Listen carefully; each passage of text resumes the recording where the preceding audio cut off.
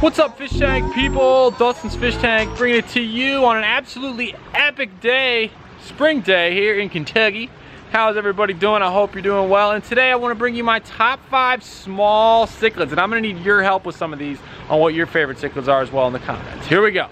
My number 5 in my top 5 small cichlids. I want to talk about them shell dweller cichlids. Oh my goodness.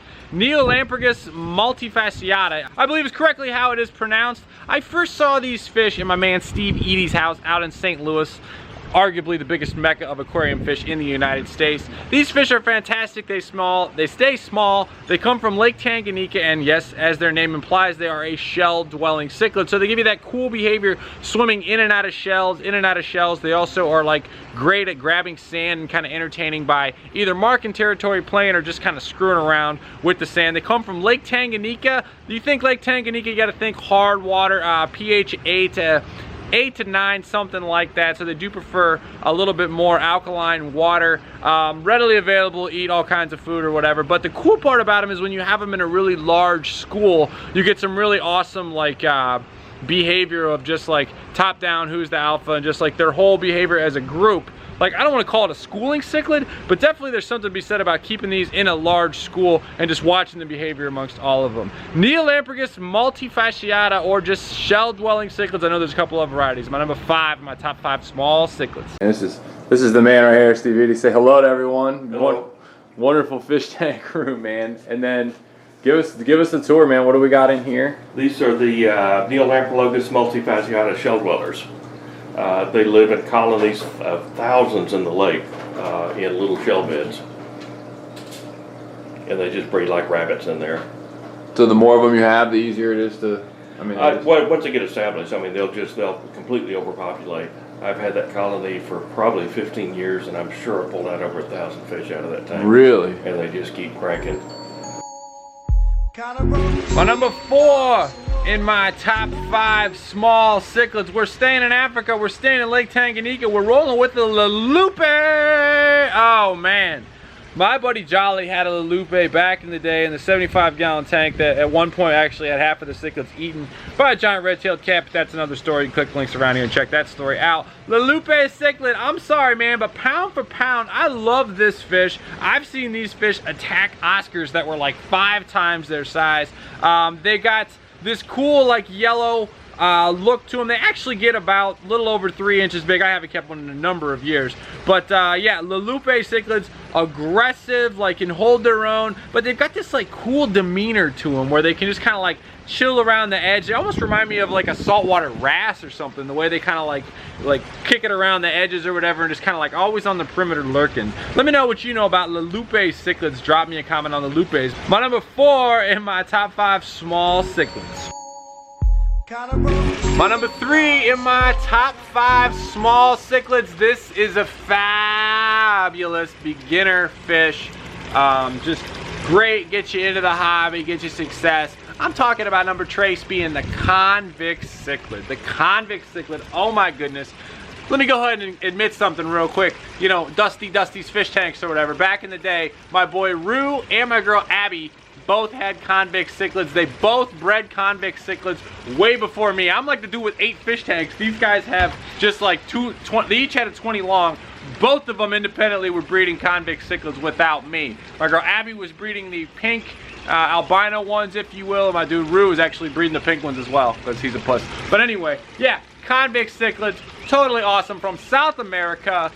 Super easy to breed, readily take anything. In college, I had a pair of the regular Convict Cichlids because they look like a convict, because they got the black and white stripes, all of their albino varieties. And these fish are great because they're super duper duper prolific, great behavior. I actually had one that had a female with it, and then had another female, and she came in and she stole her man. So he had like 2 baby mamas at one point, and then the one like came in and was working it with all the other fry from another mother.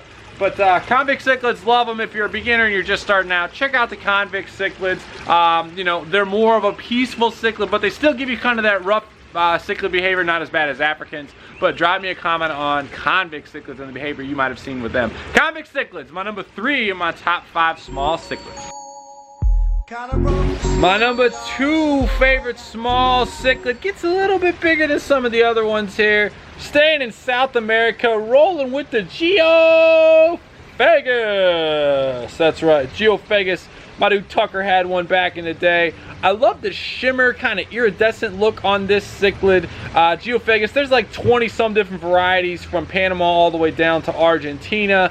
I'm gonna make a comparison to tetras. It's not really an accurate one, but I've talked in other videos like my top 5 tetra tips on a Tuesday, where how tetras have this like different variations of them because of all the different river tributaries of the Amazon and the Nanai and all these different rivers. So you have the tetras that are in these tiny little canals all over the place, and then those fish ultimately have their own different varieties of tetras. Well, it's the same kind of thing with the Geophagus, if you will, because just like the tetras, they're spread out all over large parts of the Amazon, and then they develop in these different regions. So you have some that are bigger, some that have like a red top on their head, some that are more blue, some that stay smaller. You get the idea. So Geophagus, I'm generalizing here, but Geophagus are awesome. Also called an earth eater cichlid. They got the mouth that's downturned. Generally speaking, a downturned mouth means the fish is going to be more able to be kept with smaller species of fish.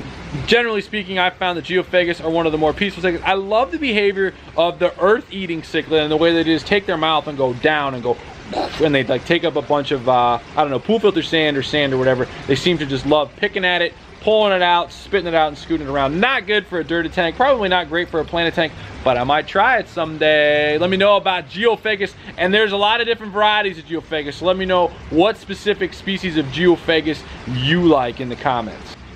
Geophagus, my numero dos, my number 2 favorite small cichlid. And my number 1 favorite small cichlid, bringing it to you from Peru. Collected these with my own 2 bare hands in a nasty net in the jungle near Iquitos, Peru. We're talking about the Apistogrammas. Oh man, folks, Apistos, I'm gonna tell you right now, I got into them really hardcore. My dude Kurt had them back in the day. And here's the deal with Apistogrammas. When you see them in the shops, generally speaking, they're hiding. They're not out and about, and they're kind of like lurking in the shadow. I remember my dude Kurt used to keep them all the time. I was like, dude, what's the deal with the pistos? Like, why do you keep so many pistos? Like, what do you like about them, whatever? And then I realized that once you got them into like a chill environment, and they were at the bottom, and they were like peaceful and like had been able to settle in, they really put on some great displays, both the males to the females, and just them in general once they get established. That's the key, once they get established. Apistogrammas, I collected by myself. I collected them with the guide who took me to the puddle of Apistogramma bitaniata when I was down in Peru. Like a lower pH, I was pulling them out of water that looked like almost chocolate milk. I mean, the water was just like super duper cloudy. They've got this great coloration. There's so many varieties to list. Apistogramma coccodoides, Panduro, there's electric blue Apistos, and then they've been bred to have even better varieties and variations of the different Apistos. Lower pH, think South America generally, think a little bit lower pH. And yeah, drop me a comment on your favorite Apistogramma, how you keep Apistos. I'm gonna tell you right now, they didn't do so well with the rainbows. The rainbows outcompeted them for food. So that's it. Apistos, my number 1 favorite small cichlid. Do me a favor, drop me a comment on any and all of these top 5 cichlids. Let me know what you want me to do videos about. Hit the subscribe and notification button, and tank on. Later. What's up, fish tank people? FishTankTV.com. Dustin's Fish Tanks, Dustin's Rainforest, baby. It's raining like a mother, and I'm just rolling up this this creek here. Don't know if y'all can see, probably not. Heading up into the rainforest. It's raining like hell, and it's just freaking cool. I mean, I just took a nap. I woke up from a little siesta. Devin's like, yo, we're going up to this creek to get some fish. I'm like, I'm in. Waking up from a nap, it's raining. It was a peaceful nap. There's the creek. So I'm just showing this. This is bad. It's just cool. I mean, it's raining like hell. I don't care.